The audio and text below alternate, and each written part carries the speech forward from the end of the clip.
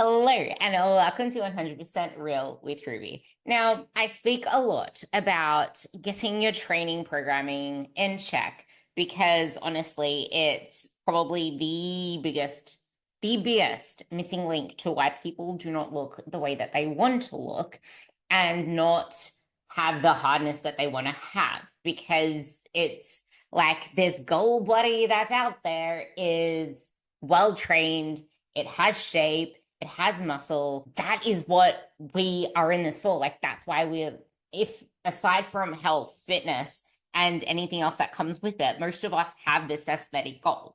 We want to look like we lift. We want to have some leanness and shape to us. We don't just want to be small and skinny and soft, but we also don't want to be like over fat or like just squishy. We want shape.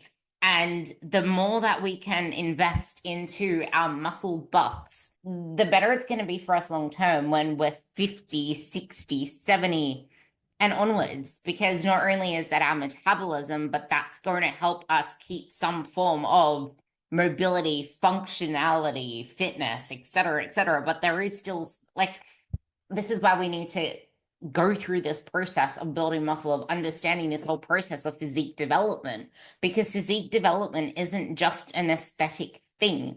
The process of it completely changes you. It's a mindset shift because to be able to train like you mean it, I hesitate sometimes to say train like an athlete because I'm sure many of you don't feel like you're an athlete because you don't do sporty things. But if you're lifting weights, that in itself, you can consider yourself an athlete there. It's just that you're not a competitive athlete. So I am talking about the most underrated aspect of all of this, not just in terms of how it fuels our training, but I don't feel like carbs are understood as well as they should be. And one of the biggest mistakes that I made earlier on in my journey is that I was just loading up on salads, veggies, protein. And when in doubt, it was just more protein and overdoing protein and overdoing more protein. And I have this conversation regularly with one of my clients as well, because it's like she'll get into the habit of it and then she'll fall off it a bit. And you can tell when she's fell off it because there's like she doesn't feel as energized, she's not as satisfied through the day, she craves more things, she wants to nibble on more things, and then it's almost like I have to bring in bread again. I'm like, well, what's stopping you? And then she just brings in bread again, and all of a sudden her appetite's really happy and she's got energy that actually sustains her through the day. And that's the thing. And I see this mistake just literally everywhere, especially when I open up friggin' Facebook groups filled with people who aren't really in the actual lifting world that most of you would be, because you're probably following at least a couple of good people, but they're always answering questions with carnivore did wonders for me, fasting did wonders for me. Just avoid white carbs, just avoid these carbs, that carbs. And that's the thing. Like that's why this podcast, that's why I know you. That's why my followers, I know that you are already smart in all of this. You're consistent and you're deeply committed to becoming the best you can be, which is why I'm trying to do the very best that I can. Although that will never bridge the gap of not actually having your own coach help you through the things. But you train hard, you lift heavy, and try to progress. You track your protein and you dial in what you can with your macros, but your body is still not responding the way that you want. And most of the time it's okay, well, are your macros where they should be for you? Are you actually fueling enough? And this comes off the back of my last solo podcast, where our maintenance is actually a range. We could feel like we're maintaining around a particular number, and it's like, well, I'm maintaining here. If I eat any more, then isn't that just going to make me gain weight? And it's like, well, maybe, but also maybe not. We can test to see where it goes. And if we only look at the scale or look at what happens to our bodies in the short term, we can never actually see what will be on the other side of just pushing it for a couple of months. And that's the same with when you're actually in suppressed calories, not say 2,200. Maybe your maintenance could be like a little bit higher.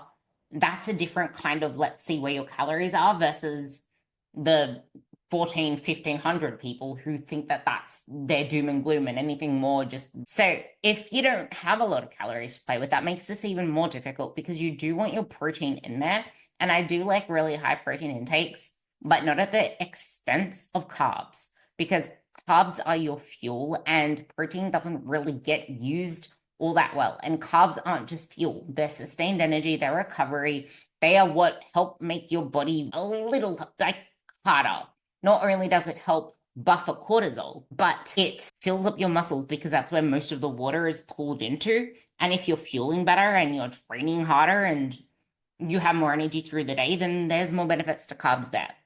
So that's what this episode is all about. It's this missing piece and how to actually fuel in a way that makes your training do something, and why trying to maybe increase your carbs in the past triggered some form of fear, or your gut just got all puffy and watery and you just felt bigger, and why it didn't work for you before. In any case, whether it's just increasing your calories or increasing your carbs, I'm going to address that because I know that that was my fear, because my physique just got softer, not stronger.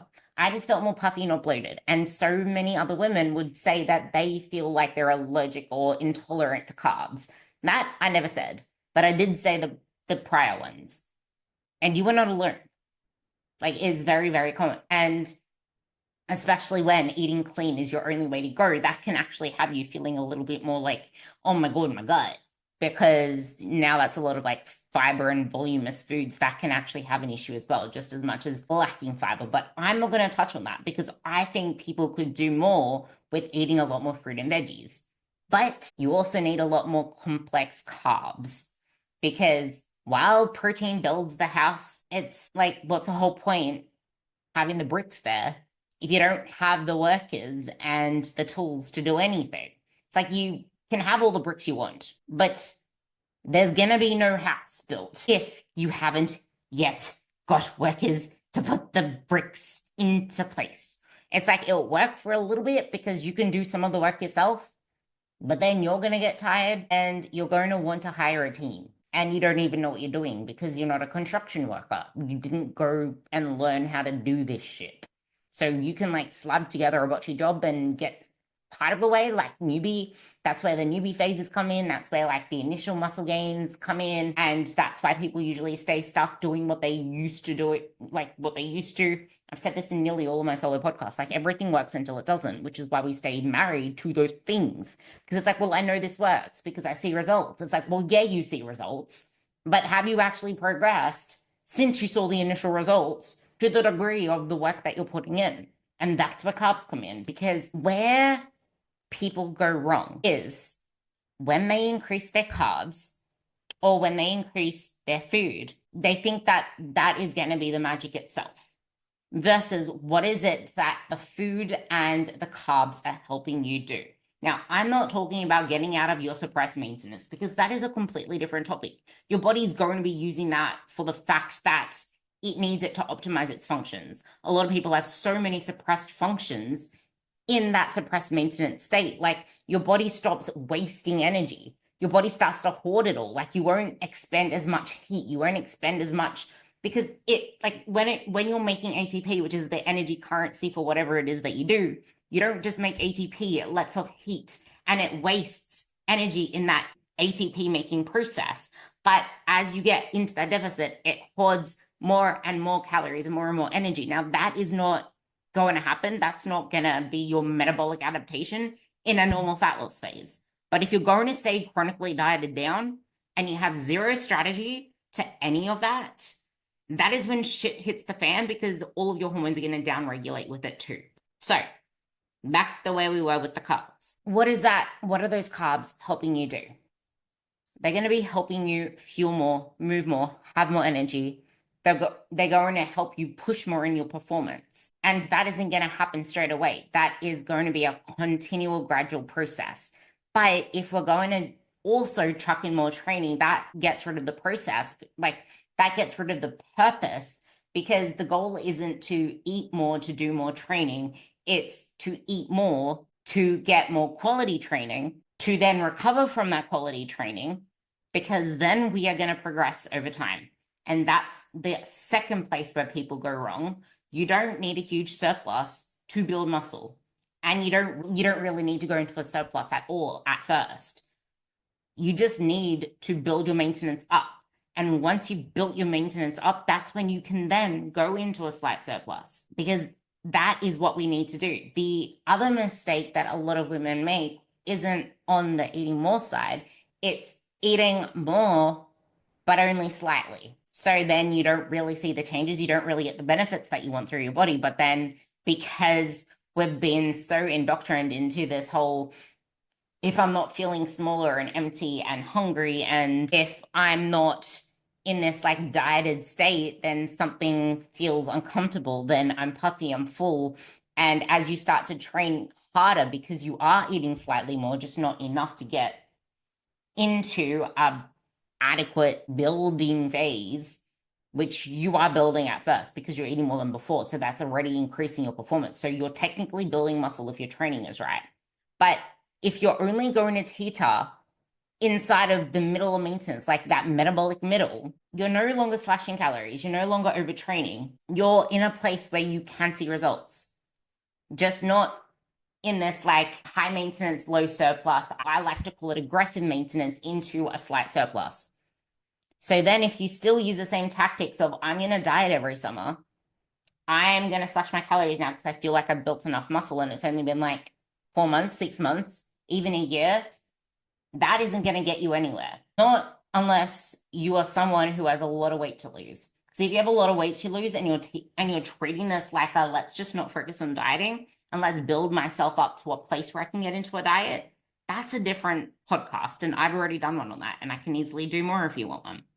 But this is if you're like already in this middle zone where you do have body fat, but not excessively. You do have body fat, but you don't have a lot of muscle. And that is the thing that is going to elevate everything upwards. Like average, where you've lost and gained and lost and gained. And it's just like, if what you have done in the past hasn't worked, you're probably in a zone, because we don't want to do that. We don't want to recycle old approaches because we already know that that didn't work. And if you're getting into your 50s, then this is even more important for you, because the more muscle that we can actually build, the better your potential later. Because regardless of how it feels in your body right now, I will tell you, fat loss is way easier, even at your age, even over 50. Fat loss is so much easier. It's just, we need to work with your hormones. And by that, I mean the symptoms that you get from perimenopause. That's the only reason that it feels hard, because your recovery is so much less. So what you need to do is be like a delicate flower, but not a delicate flower because you still want to train like a beast. And that's the point. It just means that's the little period of time where you will feel yourself gaining a little bit more belly fat, getting a little bit more puffiness and water and all that kind of stuff. But that will all go away if you stay consistent in all you're doing. And if you're before your 50s, build up that metabolic and muscle capacity, because that's just a normal flux of holding a lot more stress in water. That's what your hormone fluctuations do. You will feel a lot more puffier, and it's something that you can't just get rid of. Something that you just have to deal with for a couple of years, or however many years that transition is. Most of that is water weight. Some of it might be a little bit of belly fat too, but that will go away after. If you don't force it and make it worse, it will go away. Because if you're someone who isn't going to, it depends on how much you can actually stick to something. The reason a lot of women past that age don't put themselves into grueling fat loss phases anymore, it's because they realize that they just love feeling strong and healthy and good, but that is still possible for you. And you also start to realize that life is so much better with a lot more food, and you don't need to be thick skin lean, just lean enough. Most of the time when you see women not being able to get lean, it's like, well, can't I even get lean? It's the emotional eating, it's the stress eating, it's the hormonal crap that makes them eat more than they used to, and they didn't stay on top of everything because your motivation is also low. Your sleep is not recovering. I don't know why I'm going to the menopause stuff, because that's what I'm going to be bringing in on the next podcast, but I'm just trying to say that this still applies to you. This still applies to you. Carbs are the thing that fuel your workouts, your recovery, and your day. And they're also going to be the thing that helps before you sleep. That's why I introduced this podcast with carbs aren't just for performance. Like, carbs are everything. They're going to make you feel better. You're not going to feel as exhausted because you're going to be recovering better. You're not going to feel like you're craving as many foods. Your appetite isn't going to be shit. And yes, complex carbs are going to help you with your sleep. I know many times that when you slash your carbs and you're not eating as many carbs in the second half of the day, you can have pretty crappy sleep because of that.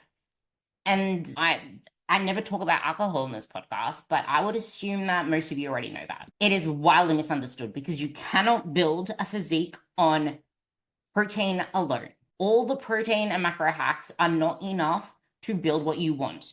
Carbs are the fuel, they're the engine. They fill up your muscle bellies with glycogen. They drive the performance that drives your progress. Without enough carbs, your body does not have enough of the resources to do something with the effort that you're putting in or to actually do anything with the excess blocks.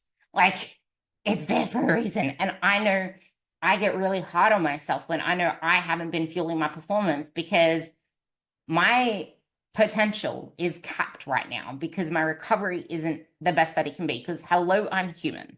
And my schedule is completely shit fire because hello, I'm human. As soon as I let go of my morning training, I've been as consistent as ever in still going to the gym, but not as consistent as ever in adapting the rest of my routine to it now. And hello, I'm human, but I am maximizing what I can and optimizing what I can, and it's okay.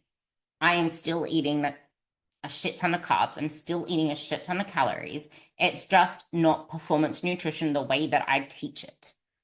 And that's what usually makes me feel like shit. Because it's like I teach it this way and I'm not doing it this way because everything's chaos, but that's okay.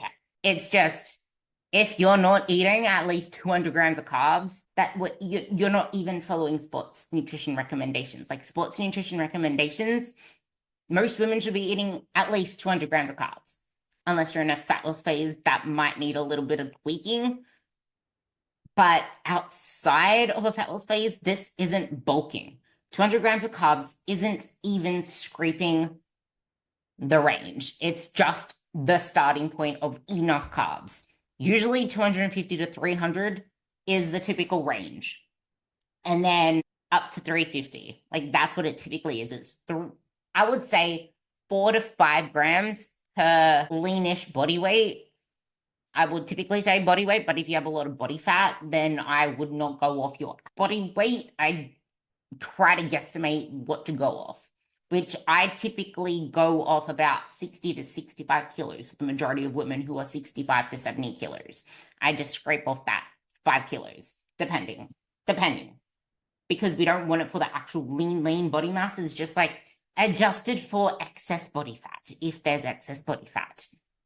That's the bare maintenance for a woman who trains 3 to 4 times a week.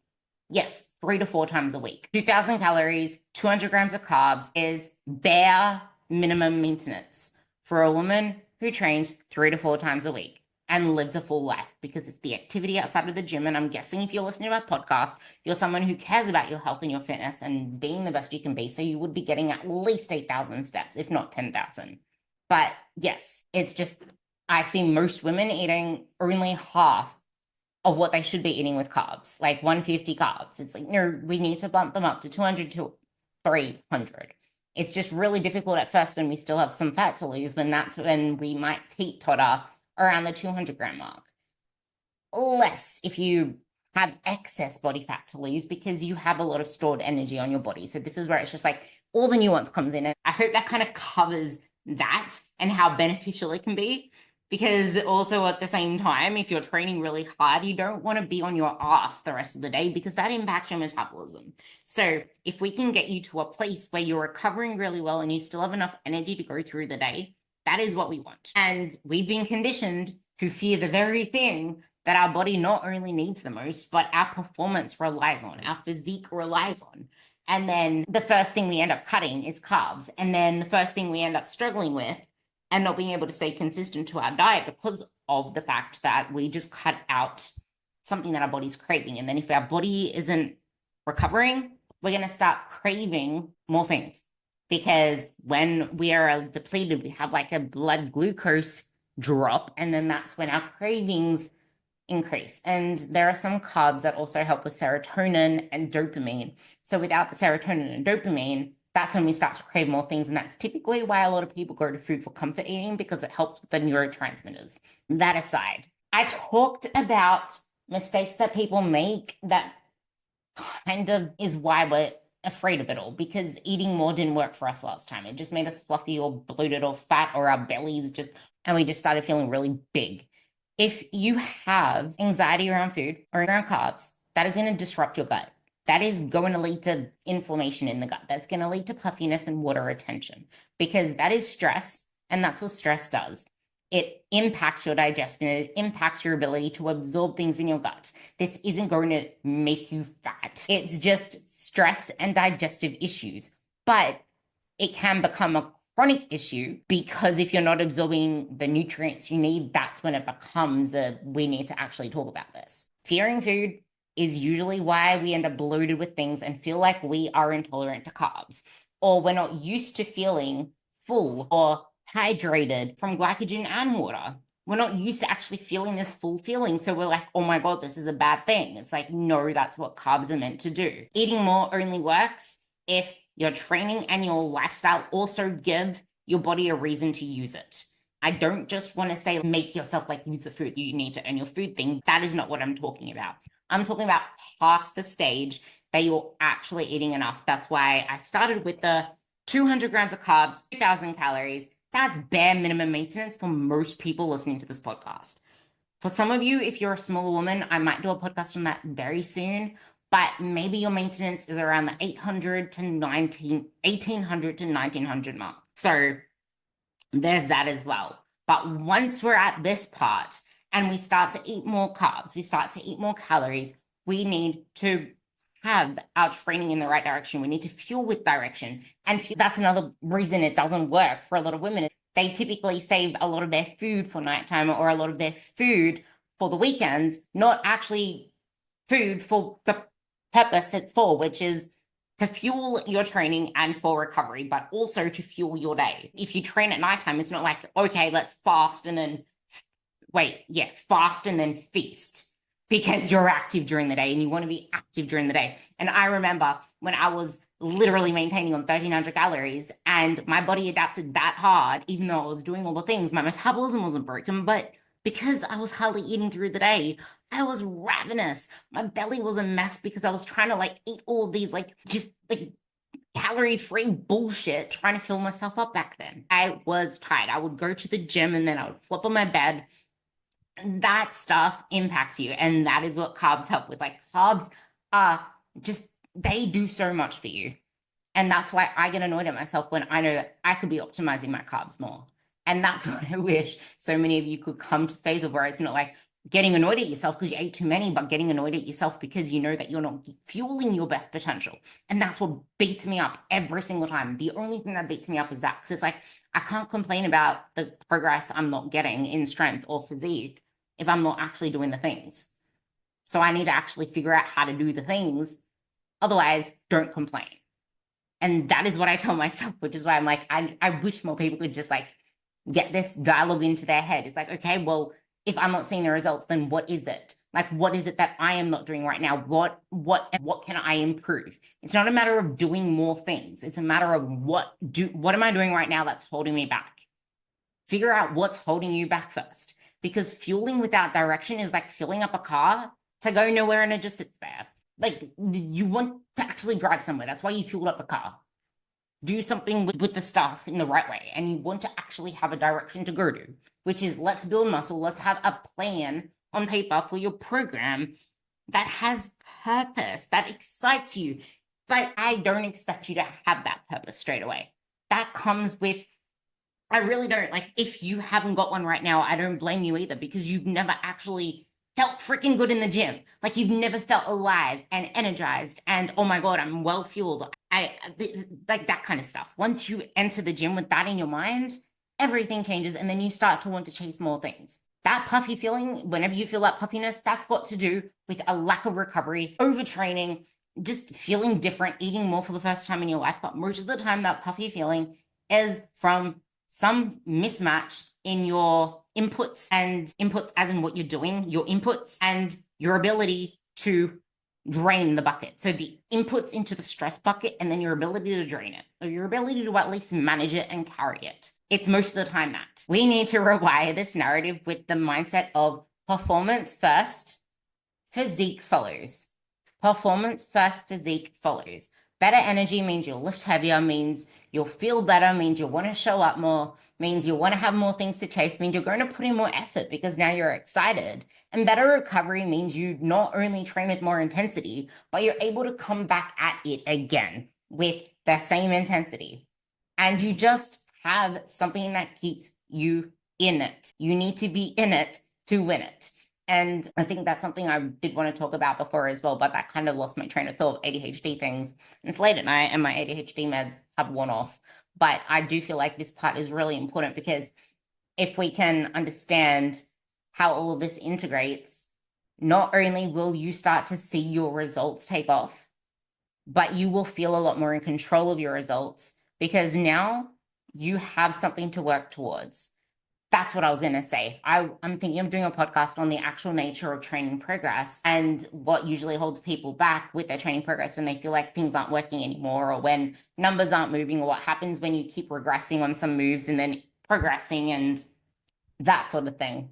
But this isn't a podcast just about eating more carbs. It's about knowing where, when, why, and understanding just what carbs can do for you outside of the performance realm, but for performance, because everything outside of the performance realm is going to help your performance. And like I went on the tangent of perimenopause and age, if you're feeling better throughout the day and you're fueling yourself and you're not depriving yourself, you're going to keep up that recovery capacity. And that's typically where a lot of women go wrong in perimenopause. They try to solve the solution by forcing the body harder, by forcing an already burnt out body that is under recovered, that is struggling through perimenopause, that's going through tough shit, trying to fix it through another diet, through more training strategies, versus actually giving it what it needs, recovery.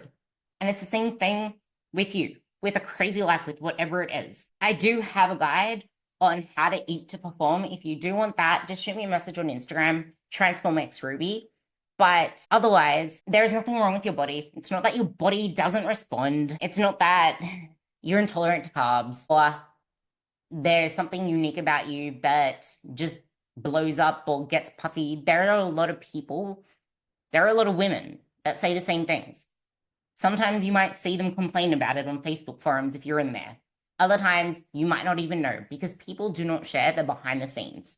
So yes, it is not something to do with you and your unique body not responding the same way as someone else's, but you do need to do something, do many things, do something actually, do something on repetition and repeat and repeat and repeat to get better at it and to build trust in your body again. Because most of the time it's not that we don't trust a process per se, it's that we don't think it will work for us because that's where I was. I did not think it would work for me, but I knew that that coach that I was getting was phenomenal. I just didn't think that my body was going to respond because I thought I fucked mine up. But no, you haven't fucked yours up. This is the roadmap that puts everything together, or I should say playbook, because that's what I called this thing. My whole solo thing, I have a whole playlist. I put them all together on that. If you want that as well, message me. But this is your playbook. So DM me, perform or eat to perform, and I'll send you the guide. And if you do want your own personal map laid out for your life, your training, your goals, to stop second guessing and to actually stop you sabotaging your own self, because that's typically what stops us. We sabotage ourselves. Then reach out to me and let me know that you want to improve whatever it is, or just let me know your goals, because I know that that little the little reach out, we usually wait for the guys to message us first on the dating apps. Like I know that little bit's awkward, so I know that it's awkward in the initial dating phase, but we'll get past the initial dating phase and we'll become very close. Okay, that's freaky. I love you all, and I'll talk to you later.